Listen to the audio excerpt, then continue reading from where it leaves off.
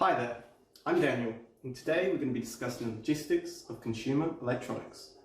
The consumer electronics industry broadly follows global supply chain forum model. Philips has been able to effectively incorporate the required processes to become a leader in this sector. All production begins with second-tier suppliers who source raw materials such as plastics, silicon and copper, and water for processing. First-tier suppliers process these materials to produce complex components such as transistors, microcontrollers, and glass.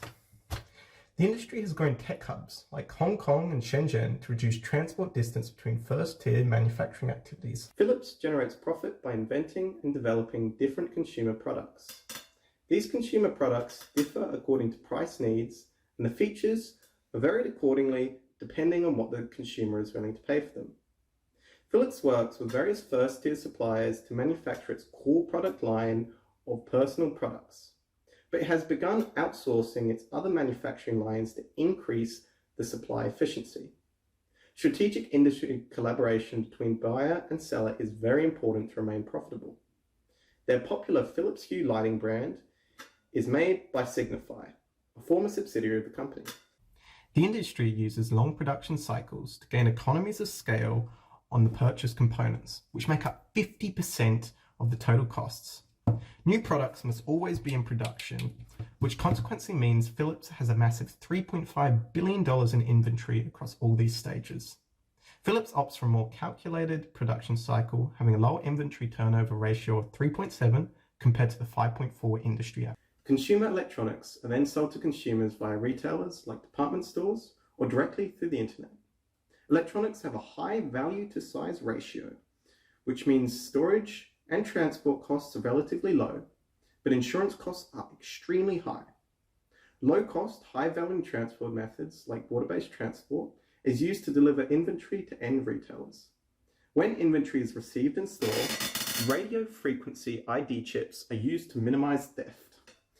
Online shopping allows for smaller and more frequent orders, but also requires a more comprehensive logistical network. Internet consumers are content to absorb the high costs of air transportation to facilitate quicker times.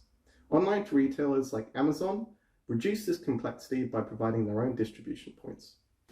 Stores use a combination of push and pull marketing strategies to clear inventory in cycles before a new product release. At the end of a product's life cycle, deep promotions to clear old inventory for newer products is required.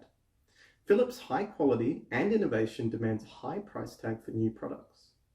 Further down the supply line, smaller industry players will use their old technology to create more price-oriented products.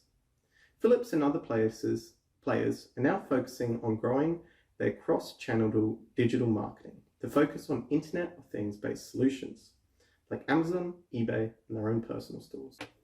Consumer electronics requires specialized industry knowledge, and things can frequently go wrong.